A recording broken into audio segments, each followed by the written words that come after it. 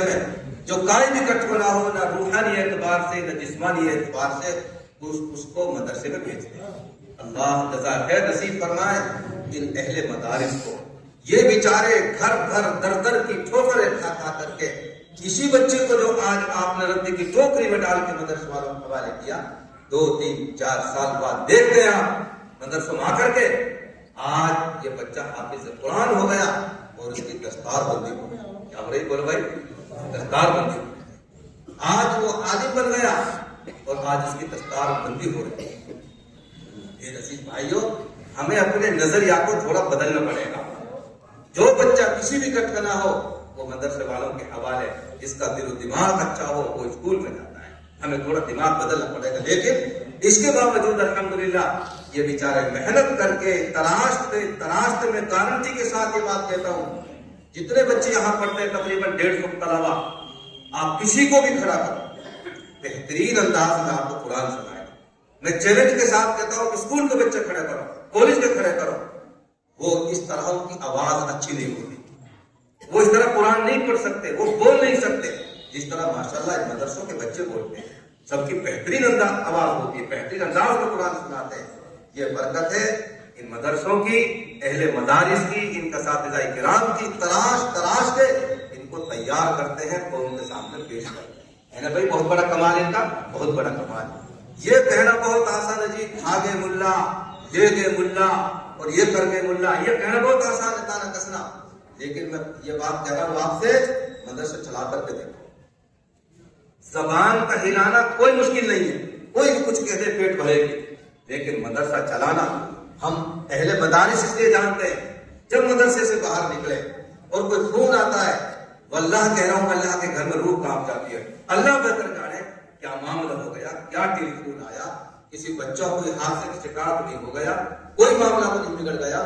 جب پوری بات سن لیتے ہیں تب جا کر کے اطمینان ہوتا ہے۔ ہاں، کیوں کہ اتنے سارے بچوں کا رکھنا، گھر کی دیکھ بھال کرنا ایک بہت بڑی ذمہ داری ہوتی ہے، پوری بیچارے مدرسے والے ذمہ داری کو نبھاتے ہیں۔ اللہ تعالیٰ ہم سب کو اس بات کی اور اہل مدارس کی قدردانی کی توفیق عطا فرمائے۔ تو قرآن کریم میں اللہ تعالیٰ اپنے نبی سے فرما رہے ہیں کہ میرے محبوب لوگوں سے کہو، کیا کہو؟ هل يستوي الذين يعلمون والذين لا يعلمون، کہ لوگوں سے یہ کہو، یہ پوچھو، کیا پڑھے لکھے اور ان پڑھ برابر ہو سکتے ہیں؟ جواب کیا آئے گا؟ نہیں ہو سکتے۔ اسے کہتے ہیں استفہام انکاری، نہیں ہو سکتے۔ انما يتذكر اولو الالباب، لیکن اس بات کو سمجھے گا کون کہ پڑھے لکھے ان پڑھ برابر نہیں ہو سکتے؟ کون سمجھے گا؟ اللہ فرما رہے قرآن حکیم میں، وہ سمجھیں گے جن کو اللہ تعالیٰ نے صحیح بدھی، صحیح عقل دی ہو، سوچنے سمجھنے کے لیے اچھا دماغ دیا ہو، وہ فرق کر پائے گا۔ پڑھے لکھے ان پڑھ برابر نہیں ہو سکتے۔ ہر ایک آدمی کی بس کی بات نہیں ہے کہ وہ سمجھ سکے کہ ان پڑھ پڑھے لکھے میں کتنا بڑا فرق ہے۔ میرے عزیزوں، سب سے بڑھ کر انسان کے پاس جو دولت ہے، سب سے بڑھ کر وہ تو ہے عقل۔ وہ تو کیا ہے بھائی؟ سب سے بڑی دولت انسان بننے کے بعد، مسلمان بننے کے بعد انسان کے پاس جو دولت ہے وہ تو ہے عقل۔ عقل کے بعد ہے علم، علم کے بعد ہے ادب، ادب کے بعد ہے مال، اور مال کے بعد کچھ نہیں۔ ایک بادشاہ نے وزیر سے پوچھا کہ وزیر یہ بتاؤ انسان کے پاس سب سے بہترین چیز کیا ہے جس کے ذریعے وہ زندگی گزارے؟ وزیر نے کہا کہ بادشاہ عقل، عقل سے اچھی زندگی گزرتی ہے، عقل مندی سے۔ بادشاہ نے کہا اگر کسی کے پاس عقل نہ ہو تو پھر اس کے پاس علم ہو، کیا ہوگا اس کے پاس؟ بولو تو علم کا درجہ کون سا؟ بولو دوسرا۔ پہلے نمبر پہ عقل اور دوسرے نمبر پہ علم۔ یک من علم رات دہمن عقل باید، فارسی کا مقولہ ہے۔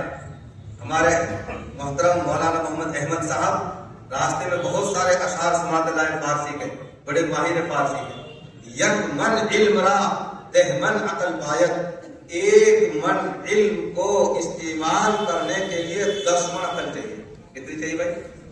اگر 10 من عقل نہیں ہے، علم تو آ گیا ہے 1 من، عقل نہیں ہے 10 من، تو پھر اس علم سے کما حق فائدہ نہیں ہوتا۔ پھر لوگ کہتے ہیں پڑھ تو گئے ہو اپر गुण होना है। फिर ये कहते हैं पढ़ तो गए हो लेकिन गुण होना है। वो गुण ना यही है उसके अंदर अकल भी हो। एक मस्जिद में मियाँ जी